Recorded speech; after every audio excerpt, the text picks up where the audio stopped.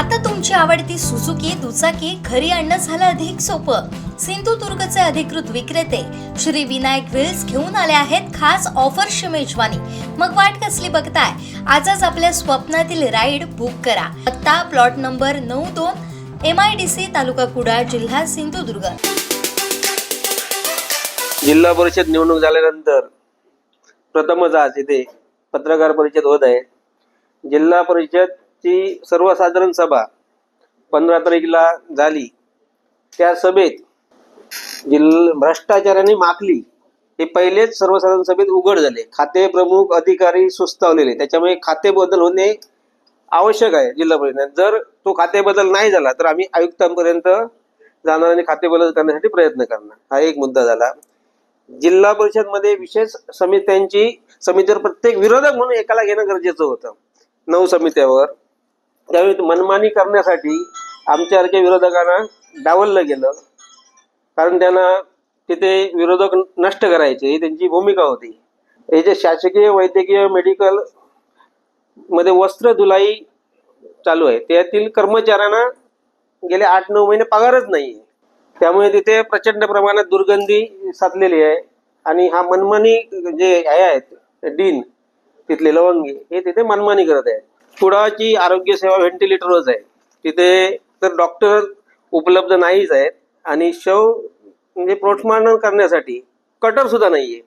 आणि जर एखाद्याचा मृतदेह तिथे आला पोस्टमॉर्टम साठी तर त्या कटरला 2 ते 2.5 हजार रुपये द्यावे लागतात. तिथे जर त्याचा कोण वारसदार असेल तर तो देतो आणि वारसदार नसेल तर पोलीस देतात.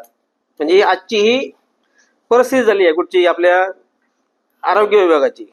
या ठिकाणी शिक्षणाचा तर बोजाबारा मुले शाळेत नाहीच आहेत. 350 शाळा आहेत, त्याचे 250 शाळेवर जवळ पैसे खर्च केलेले आहेत. तिथे पटसंख्याच नाहीये. म्हणजे अशी परिस्थिती या शिक्षण विभागाची आहे. 250 शाळेवर विनाकारण खर्च घातलेला आहे. पोषण आहाराच्या बाबतीत अशाच तक्रारी आहेत. म्हणजे सोयाबीन, लसूण अशा सारखे पदार्थ मुलांना देते, मुलं आपली खात नाहीत आणि तो माल तसाच तिथे पडून शाळेत पडून असतो. म्हणजे ते बदलणं गरजेचं आहे. अशा अनेक तक्रारी आहेत. सिंधू सरहदमध्ये तुम्ही सगळ्यांनी बघितलं असेल, पहिल्या दिवशी फॅनच नव्हते. म्हणजे महिलांचे बचत गट होते ना, त्याला फॅनच नव्हते, पण टेंडरमध्ये ते इन्क्लूड होते. दुसऱ्या दिवशी ज्यावेळी तक्रार आली त्यावेळी ते सगळे म्हणजे कुडाळ तालुक्यातली जवळजवळ सगळी दुकानं शोधली आणि फॅन उपलब्ध केले. कोणत्या कर्मचाऱ्यांनी आपल्या घरातले पण फॅन आणून लावले त्या सिंधू सरसमध्ये. म्हणजे कोण टेंडरवाले होते त्यांच्यानी घेतलं त्यांच्यानी. तर जिल्हा परिषद मध्ये जवळ एकाच खात्यात अनेक वर्ष तेच अधिकारी आहेत.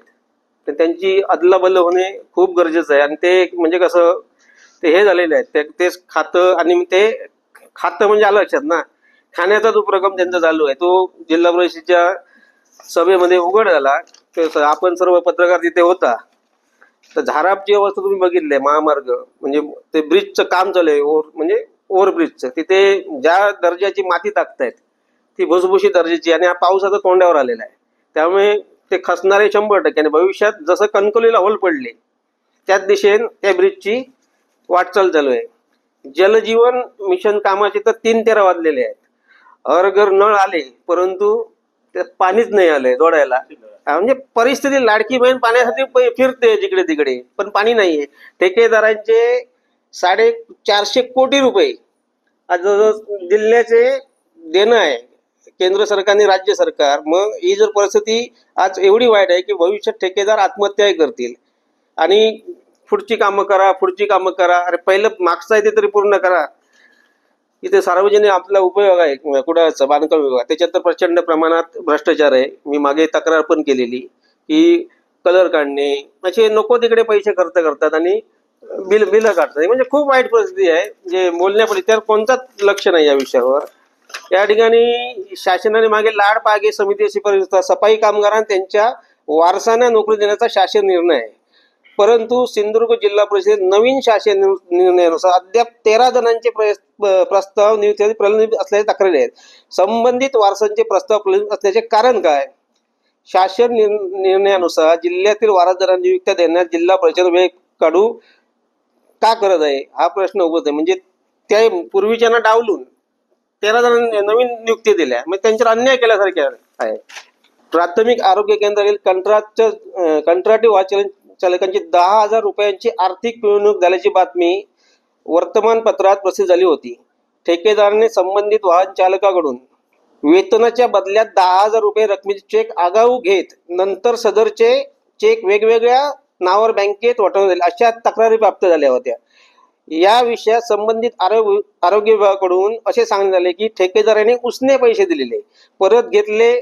मग संबंधित ठेकेदाराने सगळ्याच कर्मचाऱ्यांना एकाच रकमेचा उसने दिले होते का, एका रकमेचा चेक देण्यात आला असा प्रश्न असून मग उसने पैसे वेगवेगळे चेक नाही तर एकाच नावाने बँकेत चेक आहेत वटवण्यात आले.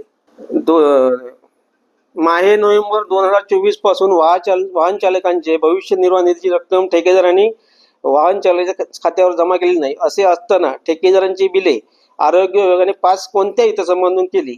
वाहन चालकांची भविष्य निर्वाह निधीचे पैसे ठेकेदार जमा केले नसल्याच्या लेखी तक्रार देऊन देखील आरोग्य विभागाने त्यांची देयके मंजूर केली. मागे याचे कोणते हितसंबंध आहेत. या संदर्भात चौकशी समिती गठीत केली होती का, त्या समितीचा अहवाल काय सांगतो, असे अनेक प्रश्न या ठिकाणी आहेत. त्यामुळे या सभा झाली त्यावेळी आमचे 50 सदस्य होते. त्यापैकी एक 5-7 जणांनाच फक्त बोलायला दिलं आणि अध्यक्षाने शिवनी ती सभा गुटाळली. भविष्यात हा लोकशाहीचा अपमान आहे आणि सभागृहाचा अपमान आहे. भविष्यात जर प्रत्येक सदस्याला बोलण्याची संधी जर नाही दिली तर भविष्यात आम्ही आवाज उठवल्याशिवाय गप्प राहणार नाही. नव्हती बरोबर ना. तेच आहेत. आणि बघा तुम्ही जे तिथे म्हणजे ज्यावेळी आम्ही तुम्ही पण त्या सभागृहात होता तिथे यांचे दालनं वातानुकूलित आहे सगळ्यांची, पण जिथे सभागृह भरतं त्याची अवस्था इतकी वाईट की फक्त पुढचे 4 माईक ठेवलेले अधिकाऱ्यांचे चालू आणि बाकीच्या 50 लोकांचे माईक बंद होते. सगळे म्हणजे व्हेंटिलेशन तर नाहीच होतं, पंखे सुद्धा नाही होते, एसीची म्हणजे कमतरता होती आणि या उकाड्याच्या दिवसात म्हणजे अक्षरशः वाईट परिस्थिती होती तिथे. एकाधिकारशाहीमुळे ते मांडता आले नाहीत. उदाहरणार्थ माझा पहिला प्रश्न होता जलजीवन मध्ये माझ्या मतदारसंघामध्ये फिरल्यानंतर असं लक्षात आलं की शासनाकडे निधीच नाही आहे आणि निधी नसल्यामुळे आज लोकांना पाणी मिळत नाही.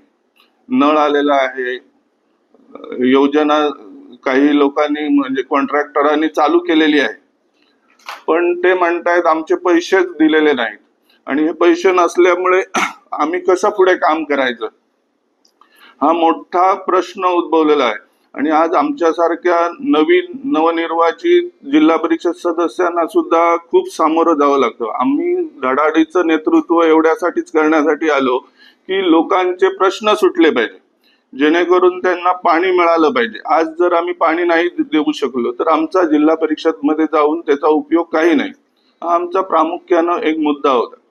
त्याचप्रमाणे इतर आरोग्याच्या बाबतीमध्ये सुद्धा अनेक विषय होते, पण ते सुद्धा प्रत्येक गोष्ट काही सदस्य हे मंजूर ते मंजूर, निदान आमची चर्चा तरी झाली पाहिजे होती त्या सभेमध्ये. सर्वसाधारण सभेमध्ये आमची चर्चा झाली पाहिजे होती, ती पण तशी करता आली नाही वेळेअभावी.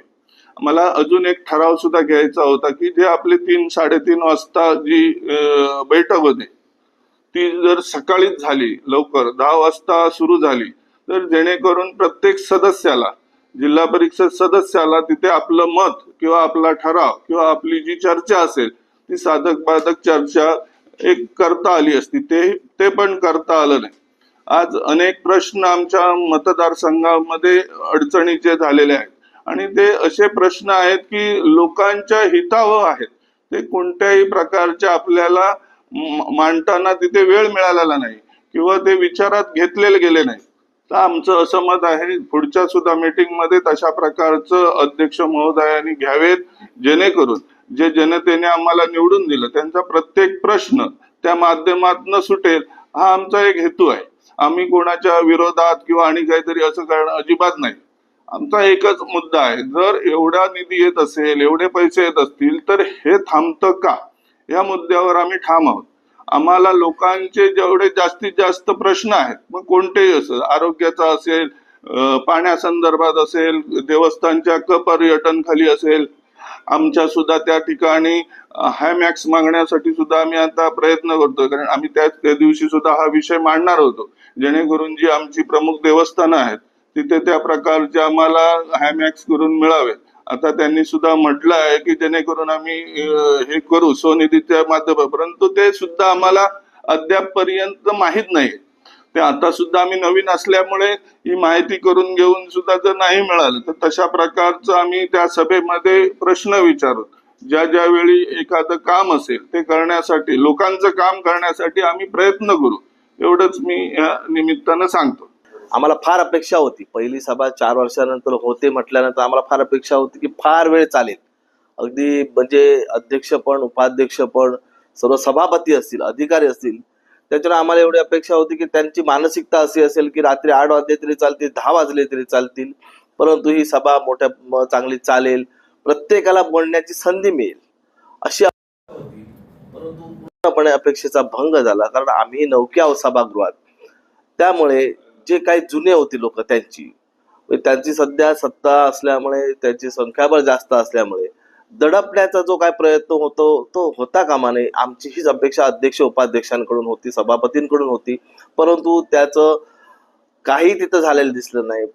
आम्हाला प्रत्येक म्हणजे आता कसं 4 वर्षानंतर आम्ही त्या सभागृहामध्ये गेल्यानंतर, जिल्हा परिषद 4 वर्षांनी निवडणुका, 4 वर्षांत सभागृहात गेल्यानंतर त्या ठिकाणी प्रत्येकाला बोलण्याची संधी मिळायला पाहिजे होती. ते त्या ठिकाणी झालेलं दिसून आलं नाही.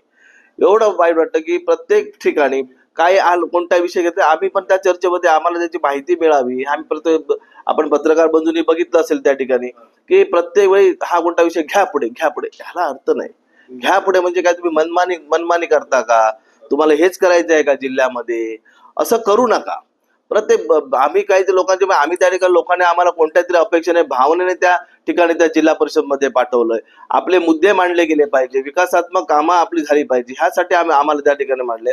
काही ठिकाणी, बऱ्याच ठिकाणी अधिकाऱ्यांची मनमानी चालते, त्या ठिकाणी कुठेतरी आळा चाबायला लागला पाहिजे, तर तो आमच्या माध्यमातून त्या ठिकाणी लागणार आहे. मग त्या ठिकाणी आम्हाला जर त्या सभागृहावर बोलण्याची संधी मिळाली तरच ते शक्य होणार आहे. प्रत्येक तुमचे खाते प्रमुख खात्यामध्ये वाटप करताना तुम्ही, म्हणजे आम्हाला एक सदस्य तुम्ही, आमच्या विरोधकांचा 1-9 मधून एक सदस्य तुम्ही त्यामध्ये घ्यायला घाबरता. तुमचं संख्याबळ असू नये, म्हणजे तुम्हाला कुठेतरी मनमानी कारभार करायचा आहे. अशा प्रकारे अध्यक्षांनी उपाध्यक्षांनी करू नये, अशी मी ह्याच्यातून मी सगळ्यात पहिली मागणी करतो. त्यानंतर आपले विजेचे प्रश्न असेल, त्या सभागृहामध्ये विजेचा प्रश्न सध्या संपूर्ण जिल्ह्यामध्ये आपल्याला परिस्थिती माहिती आहे की सगळीकडे आपल्याकडे समुद्र किनारपट्टी आमची ही खार हवामानामुळे त्या ठिकाणी पोल सडणं, त्या ठिकाणची लाईन खराब होणं, हे प्रकार सर्रास होतात. त्यानंतर त्याच्यावर जी झाडी आहे ती सगळी झाडी वगैरे पडून वीज पुरवठा खंडित होण्याचे प्रकार पावसामध्ये होतात. समुद्र किनारपट्टीच्या भागामध्ये वादळी वारे असतात. तर सध्याच्या ह्याच्यामध्ये आम्ही वीज ग्राहक, मी संघटना अध्यक्ष, आम्ही गेली 3 वर्ष त्या संघटनेचं काम करतो. आम्ही विविध प्रश्न त्या माध्यमातून मी सोडवलेले आहेत वीज ग्राहकांचे, आणि ज्यांच्यामध्ये आमची प्रामुख्याने मागणी होती पहिल्यापासून की अंडरग्राऊंड वीज पुरवठा हा प्रत्येक ठिकाणी झाला पाहिजे. त्यामुळे मोठ्या प्रमाणात शासनाचा निधी आला, स्थानिक आमदार असतील त्यांचाही त्याच्यात प्रयत्न झाला असेल, त्यांच्या निधीतून तो पैसा आला. मग त्या ठिकाणी काही ग्रामपंचायत किंवा ह्याच्यातून हे अडवतायत, हे चुकीचं आहे.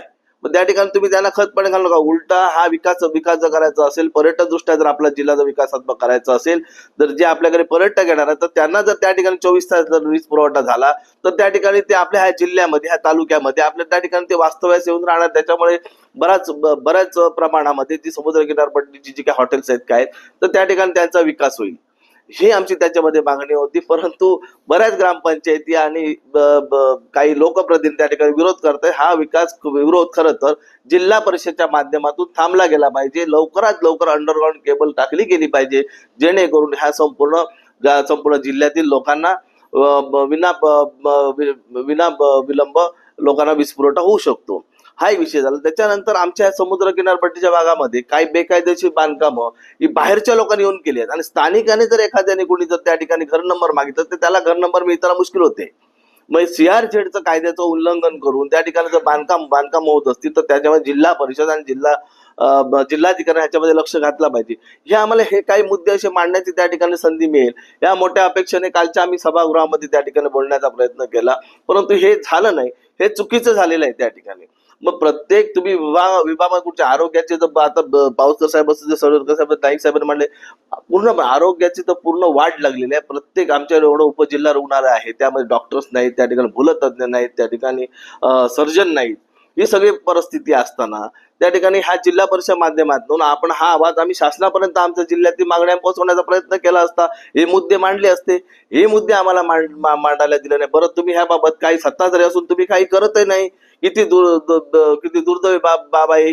तुम्ही बाकीच्या उद्यान, वेंगुर्ल्यामध्ये काल आमचं एक मोठं उद्यान बांधलं शहरामध्ये 1.5 कोटीचं नमो उद्यान. मला सांगा, तुम्ही वेंगुर्ल्यामध्ये 5-5 उद्यानं असतात, त्या ठिकाणी तेच जर पैसे तुम्ही आरोग्यासाठी वापरले असते तर आज खरोखरच या म्हणजे पालकमंत्री असते किंवा त्या ठिकाणची सत्ताधारी असते, त्यांचं लोकांनी खरेच आभार मानले असते. परंतु हे कुठे होताना दिसत नाही. मग आम्हाला आमची हीच मागणी आहे की तुम्ही प्रत्येक सर्वसामान्य लोकांचे प्रश्न समजून घ्या, त्यांचा आवाज बनवून आम्ही त्या सभागृहामध्ये बोलतोय, ते आमचे तुम्ही शब्द त्या ठिकाणी तुम्ही आमचे मुद्दे ऐकून घ्या, हीच आमची मागणी होती. तर हे ह्याच्या पुढे होऊ नये आणि त्याच्यामध्ये निधी वाटपामध्ये समानता असावी, प्रत्येकाला विश्वासात घेऊन ही कामं झाली पाहिजे, भ्रष्टाचाराला आळा आला पाहिजे, काम चुकार अधिकाऱ्यांवरती कारवाई झाली पाहिजे. सर्वसामान्य शेतकरी असू देत, कष्टकरी असू देत, मच्छीमार असू देत किंवा आरोग्याविषयी प्रश्न, सगळे प्रश्न हे सभागृहामध्ये मांडण्याची आम्हाला संधी आहे. हे आवाज, हे जनतेचे प्रश्न सोडवण्यासाठी हे सभागृह आहे. त्यामुळे माझी नम्र विनंती सभागृहाला राहील, याच्यापुढे अध्यक्ष महोदयांना ह्या पुढे तुम्ही अशा प्रकारे करू नका, प्रत्येकाला बोलण्याची संधी द्या आणि प्रत्येक प्रश्न समजून घेण्याचे प्रयत्न करा. एवढं बोलून मी थांबतो.